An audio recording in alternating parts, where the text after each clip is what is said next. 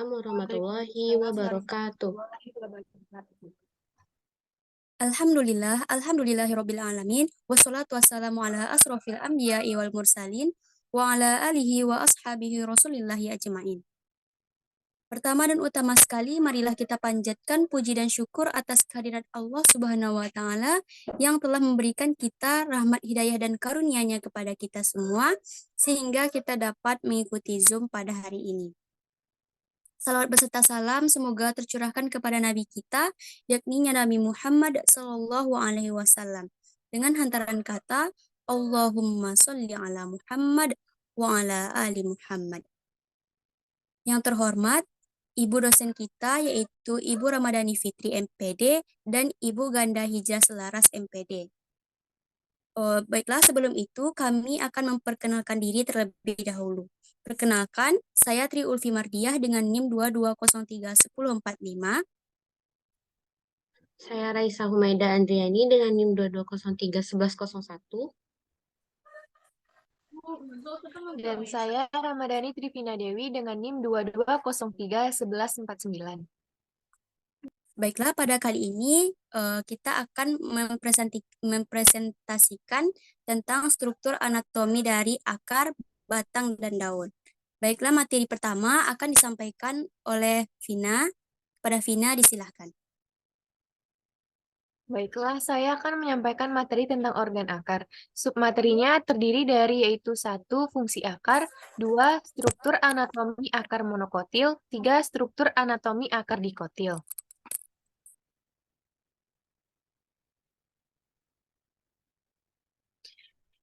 Yang pertama yaitu fungsi akar.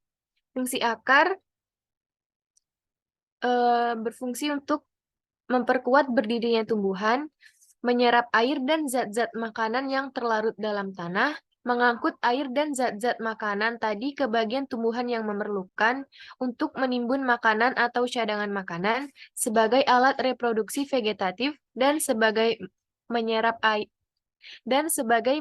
uap air dan gas dari udara.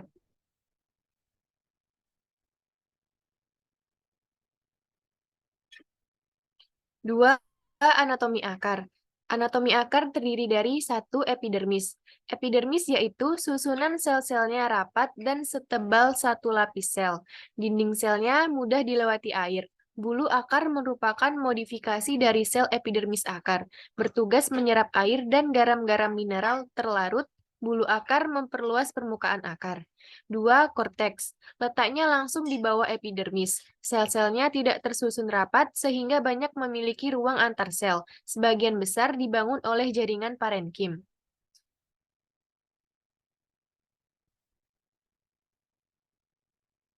3. Endodermis. Endodermis merupakan lapisan pemisah antara korteks dengan silinder pusat. Sel-sel endodermis dapat mengalami penebalan zat gabus pada dindingnya dan membentuk seperti titik-titik. Dinamakan titik-titik Kaspari. Pada pertumbuhan selanjutnya, penebalan zat gabus sampai pada dinding sel yang menghadap silinder pusat. Bila diamati di bawah mikroskop, akan tampak seperti huruf U, disebut sel U sehingga air tak dapat menuju ke silinder pusat. Sel endodermis mengalami penebalan, sehingga memungkinkan air dapat masuk ke silinder pusat. Sel-sel tersebut dinamakan sel penerus atau sel peresap.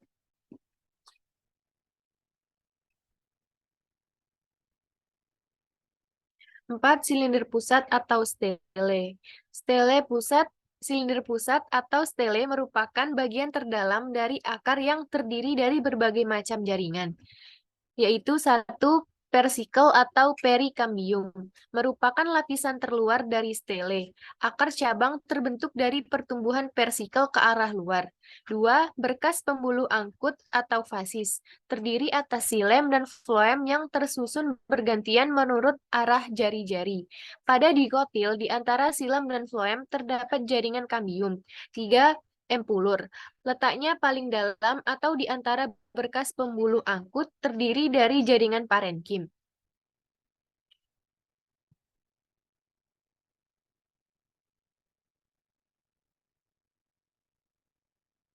Materi yang kedua yaitu struktur anatomi akar monokotil. 1. Endodermis pada akar tumbuhan monokotil membentuk dinding sekunder yang tebal. 2. Xilem dan floem tidak tersusun rapi pada akar tumbuhan monokotil. Hal ini disebabkan karena antara xilem dan floem tidak terdapat kambium seperti pada akar tumbuhan dikotil. 3. Xilem berhenti tumbuh sebelum bagian pusat terbentuk. Hal ini menyebabkan jalur-jalur xilem tidak berbentuk binang, tetapi membentuk satu ikatan dengan lainnya. Yang ketiga, struktur anatomi akar dikotil. Satu, kaliptra berbatasan dengan ujung akar dan terlihat tidak jelas. 2. Persikel terdiri dari satu lapis sel yang berdinding tebal, yaitu kambium dan kambium gabus. 3. Xilem dan floem bersifat kolateral pada akar sekunder xilem terletak di dalam dan floem terletak di luar. Xilem dikelilingi oleh floem. 4. Tidak memiliki atau memiliki empulur yang sempit pada pusat akar. 5. Kambium ada dan tampak seperti meristem sekunder. Berikut merupakan perbandingan anatomi akar. Gambar yang ini merupakan penampang akar dikotil. Bagian terluar terdapat epidermis. Lalu, bagian di atas epidermis merupakan korteks. Dan terdapat bagian endodermis, persikel, kambium, bulu akar, xilem, dan floem. Pada penampang akar monokotil, bagian terluar merupakan epidermis, tetapi terdapat juga bulu akar. Lalu terdapat endodermis, persikel, xilem, floem, dan bagian inti.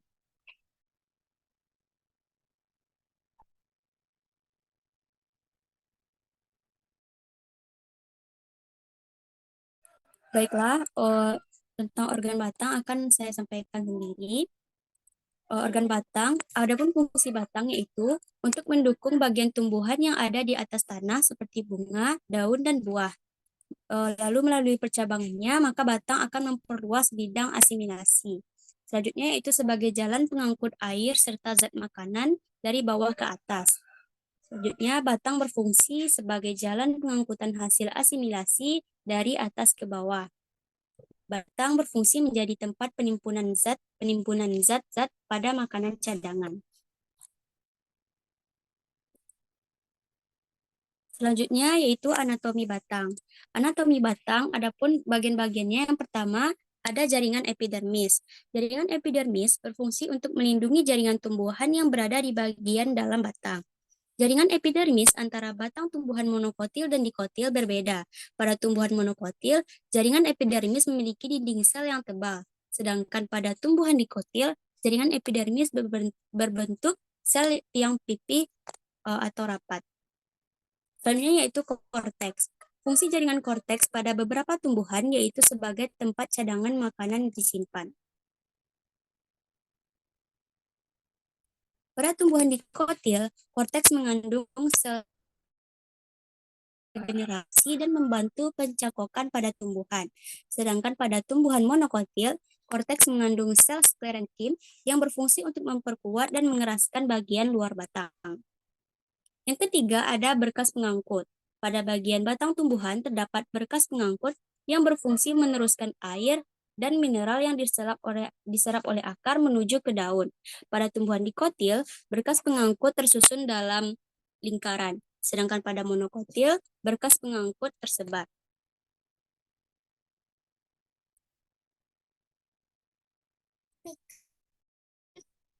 Yang berfungsi untuk air dan mineral dan daun fotosintesis. Floem berfungsi untuk mengangkut hasil fotosintesis ke seluruh bagian tumbuhan agar tumbuhan dapat tumbuh dan berkembang. Selanjutnya, stele atau silinder pusat. Stele atau silinder pusat terletak di bagian terdalam pada batang. Stele berfungsi untuk alat mengangkut air mineral ke seluruh anatomi tumbuhan. Pada tumbuhan kotil tidak terlihat jelas batangnya dengan jaringan korteks belah bagian endodermis.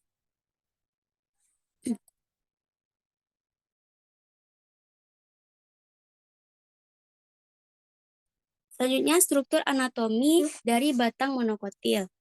Anatomi batang monokotil tidak bercabang-cabang. Pembuluh angkut silindrnya tersebar, tidak punya jari-jari empelur, tidak ada kambium vaskular, sehingga tidak dapat membesar. Empelur tidak dapat dibedakan di daerah korteks, memperkuat dan mengeraskan bagian luar batang. Adapun struktur anatomi batang dikotil, yaitu terdiri atas kulit kayu, dan empulur. Empulur sangat sulit ditemukan pada batang kayu yang sudah tua. Bagian terluar dari batang tumbuhan dikotil adalah kulit kayu yang terdiri atas jaringan epidermis, cambium gabus, korteks, dan floem. Nah, selanjutnya yaitu gambar dari perbandingan anatomi batang antara yang dikotil dan monokotil. Nah, bisa kita lihat di bagian luarnya yaitu ada epidermis. Selanjutnya bagian lebih dalamnya ada korteks. Selanjutnya ada floem, xilem, juga ada cambium pada yang dikotil. Selanjutnya ada juga empulur jaringan dasar.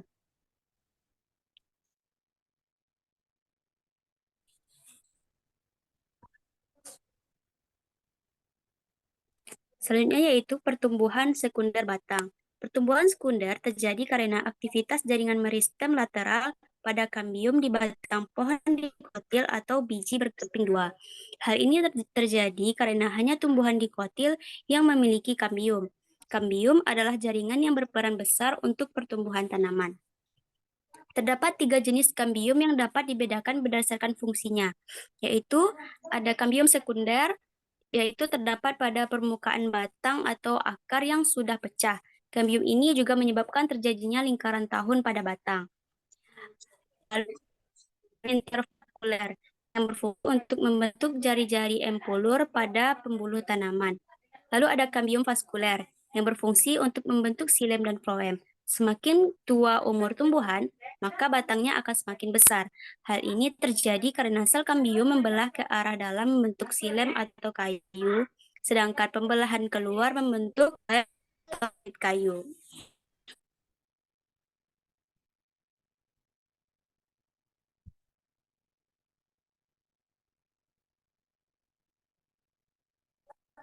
Pertumbuhan sekunder yang abnormal. Struktur menyimpang pada batang disebut anomali. Anomali berasal dari peristiwa seperti berikut. Yang pertama, pertumbuhan sekunder yang tidak pada tumbuhan dikotil. Posisi kambium yang abnormal. Batang mempunyai struktur yang menyimpang karena posisi kambium yang tidak normal. Contohnya batang Sarjania, Ichthyostona, dan Bauhinia, Langdorfiana. Selanjutnya ada aktivitas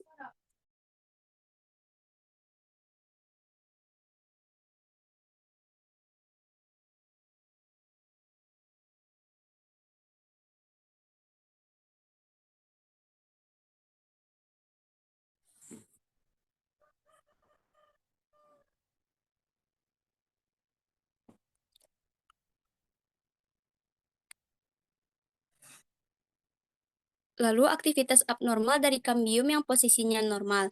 Apabila kambium normal melepaskan sel pada beberapa tempat secara tidak teratur, membentuk xilem lebih banyak dibandingkan floem dan membentuk floem lebih banyak dibandingkan xilem. Maka terbentuklah silinder xilem yang beralur. Yang pertama adanya pasak floem dan xilem, contohnya batang Bignonia. Yang kedua ada xilem bercelah, contohnya batang Aristolochia. Pembentukan kambium aksesori dan aktivitasnya contohnya Mirabilis dan Bougainvillea. Selanjutnya adanya kambium ekstrastelar, contohnya batang Amaranthus. Lalu adanya floem intersilar, contohnya batang Salvador. Nah, yang kedua, ketiadaan trakea pada xilem. Umumnya, trakea ditemukan pada xilem tumbuhan biji tertutup, tetapi di beberapa tumbuhan ternyata tidak memiliki trakea dalam xilem. Yang ketiga, kehadiran berkas floem dan xilem yang eksklusif. Pada tumbuhan tertentu ditemukan berkas floem berada di antara berkas vaskular lain yang kolateral. Ada juga tumbuhan yang mempunyai berkas xilem saja selain berkas vaskular kolateral yang normal.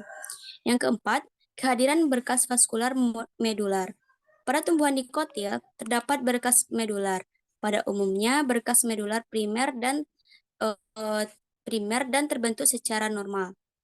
Yang kelima, kehadiran berkas vaskular korteks pada beberapa tumbuhan dikotil. Lingkaran berkas vaskular terdapat di daerah korteks. Berkas ini berkas atau lacak daun.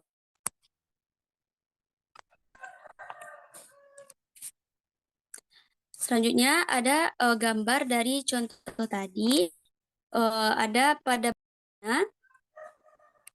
batang Sarjania ichthyotona. Pada batang ini terjadi pemisahan di atas berkas-berkas yang terletak bersama-sama. Ini gambar dari batang tersebut. Selanjutnya ada batang Bauhinia langsung.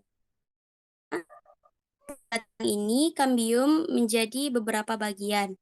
Parenkim, xilem, dan floem berkembang pesat sehingga berkas pengangkut pecah. Lalu ada contoh gambar dari batang Aristolochia. Terbentuknya xilem yang terpotong-potong terjadi oleh kelakuan abnormal kambium. Lalu ada batang Mirabilis. Adapun bagian-bagian bisa kita lihat yang A epidemi, yang B itu kolenkim, yang C parenkim, yang sekunder, yang F xilem sekunder, yang G jaringan konjungtif, dan yang H itu berkas pengangkut medular. Lalu pada batang Bignonia, ada juga ini contoh gambarnya.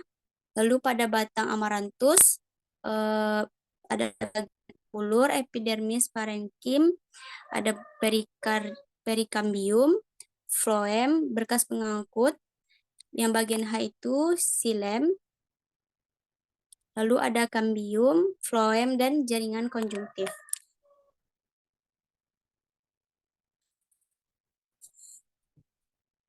Yang keenam, kehadiran floem intersilar floem yang disebut juga floem dalam. Benang atau sabuk bersinambungan. Di sekeliling empulur ada dalam bentuk benang atau sabuk tadi. Asal-usul floem dalam atau intersilar pada sebagian besar tumbuhan adalah primer. Floem dalam berkembang setelah perkembangan floem primer luar. Berkas vaskular disebut bikolateral karena kehadiran floem dalam atau intersilar. Yang ketujuh, berkas vaskular tersusun sebagai lingkaran pada tumbuhan monokotil.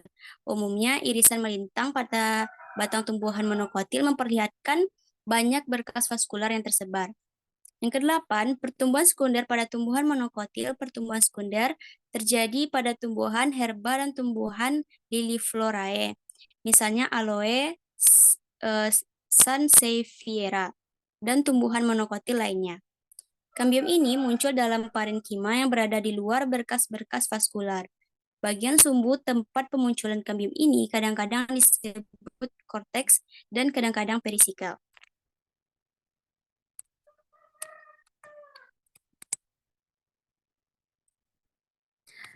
Materi selanjutnya akan disampaikan oleh Raisa. Kepada Raisa, disilahkan. Baiklah, saya akan menjelaskan mengenai organ daun. Yang pertama yaitu fungsinya. Fungsi daun pertama tempat berfotosintesis, yang kedua sebagai alat reproduksi vegetatif, seperti cocor bebek, ketiga sebagai tempat penyimpanan cadangan makanan, yang keempat tempat terjadinya transpirasi, yang kelima sebagai alat pernafasan dan penguapan, yang keenam tempat terjadinya gutasi. Gutasi ini sendiri adalah proses pelepasan air dalam bentuk cairan dari jaringan daun. Selanjutnya, anatomi daun. Anatomi daun yang pertama adalah epidermis. Bagian ini adalah sel yang hidup di wilayah terluar daun.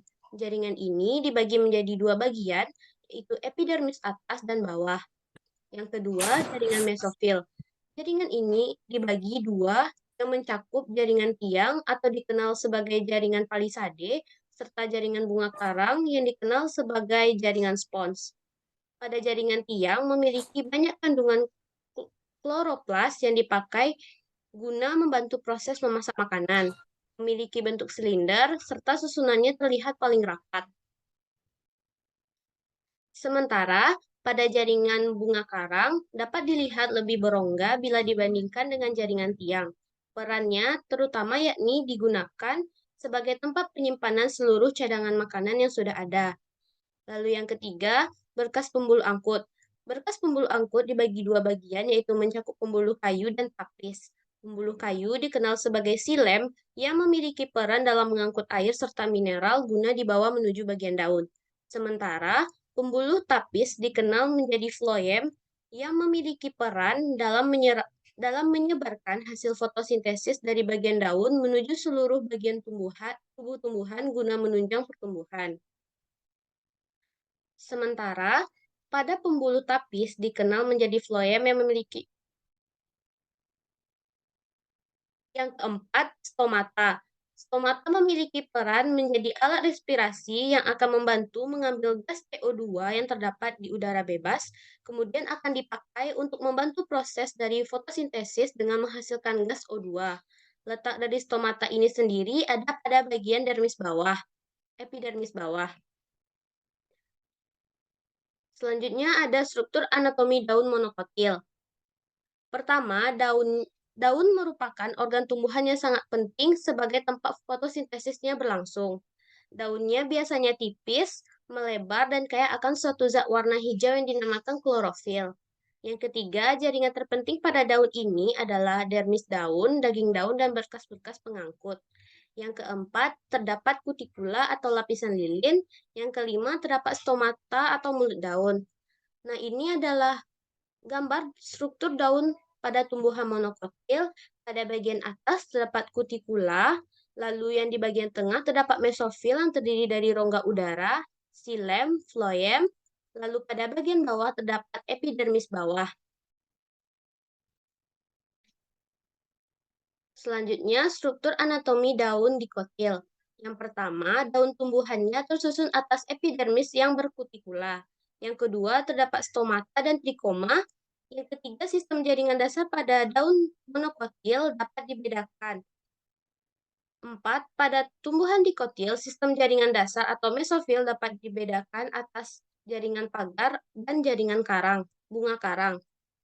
Tidak demikian halnya pada monokotil, khususnya pada famili Graminae, sistem berkas pembuluhnya terdiri atas silem dan floem yang terdapat pada tulang daun. Di sampingnya adalah gambar dari struktur anatomi daun dikotil. Yang paling atasnya ada kutikula, lalu di bawahnya ada dermis atas. Di bawah dermis atas terdapat parenkim palisade, setelah parenkim palisade terdapat parenkim spons, lalu ada epidermis bawah, kutikula, dan di antara kutikula yang panjang ini terdapat stomata dan sel penjaga. Lalu di atas stomata ada rongga udara. Lalu pada tengah bagiannya ada silem floem, sklerenkim, dan selubung sel parenkim. Ini adalah perbandingan anatomi dari daun dikotil dan monokotil. Bisa dilihat perbedaannya dari letak dan warna dari silem dan floemnya, serta struktur mesofilnya. Lalu selanjutnya ada adaptasi daun terhadap lingkungan. Adaptasi morfologi tumbuhan terbagi dapat menjadi 5 macam, yaitu xerofit pada tanaman yang hidup di daerah kering. Xerofit ini hidup di daerah berupa gurun pasir atau yang disebut dengan daerah savana. Contoh tanamannya itu ada kaktus. Cara adaptasinya ini pada umumnya dengan membentuk duri dan daunnya cenderung memiliki ukuran yang kecil. Daunnya ini berfungsi untuk upaya memperkecil proses penguapan sehingga untuk mencegah kehilangan air pada tumbuhan supaya tidak kehilangan air lebih banyak. Ciri-ciri dari tumbuhan xerofit adalah 1. Daun kecil, tebal, dan memiliki lapisan seperti lilin untuk mengurangi penguapan. Yang kedua, batangnya tebal dan lebar guna menahan air. Yang ketiga, akarnya banyak dan panjang berfungsi untuk menyerap air dari tanah sebanyak-banyaknya. Lalu yang kedua, ada hidrofit. Hidrofit untuk tumbuhan yang hidup di perairan. Contohnya teratai. Tumbuhan hidrofit ini hidup dengan cara mengapung. Tanaman ini tergolong sesuai anggota tubuh atau adaptasi morfologinya sesuai dengan fungsi dan memiliki ukuran pendek dan halus. Akar ini berfungsi untuk membatasi penyerapan air yang terlalu banyak pada tubuhnya. Karakteristik dari tumbuhan hidrofit ini sendiri adalah satu, hidup dengan mengapung di atas permukaan air. Yang kedua, daunnya lebar dan tipis untuk mempercepat penguapan. Yang ketiga, batangnya berongga-rongga dan mampu menampung udara guna mengapung pada permukaan air. Yang keempat, mempunyai banyak stomata guna meningkatkan laju transpirasi pada tubuh dan penguapan. Yang kelima, akarnya pendek supaya air cepat berpindah dari akar ke anggota lain. Lalu yang ketiga ada higrofit, yaitu tanaman yang tumbuh pada lingkungan yang lembab, contohnya pada lumut. Cara beradaptasinya dengan ciri-ciri tumbuhan, satu, daun tipis, lebar dan banyak stomata guna memperbanyak penguapan. Yang kedua, batang berongga udara supaya kadar air pada batangnya itu dapat berkurang. Yang ketiga, akarnya pendek untuk mempersempit bidang penyerapan. Lalu yang keempat ada halofit, berlangsung pada tanaman yang hidup dengan lingkungan pada kadar garam yang tinggi. Biasanya tanaman ini hidup pada lingkungan yang berada di wilayah pantai atau laut. Keistimewaan dari tumbuhan halofit ini sendiri adalah satu, akarnya kuat dan menunjang tanah. Yang kedua, separuh tubuh menegang pasang dan surut air laut. Tiga, mampu beradaptasi di daerah yang sanitas dengan garam yang tinggi. Lalu yang kelima ada mesofit. Mesofit ini ada pada tumbuhan yang hidup di daerah yang tidak terlalu kering dan tidak terlalu basah, contohnya pada pisang. Ciri-ciri dari tanaman mesofit ini sendiri adalah satu, mempunyai akar yang bercabang dan menjalar untuk menemukan pasokan air pada tanah. Yang kedua, batangnya lebar, keras, dan bercabang. Yang ketiga, daun memiliki banyak klorofil.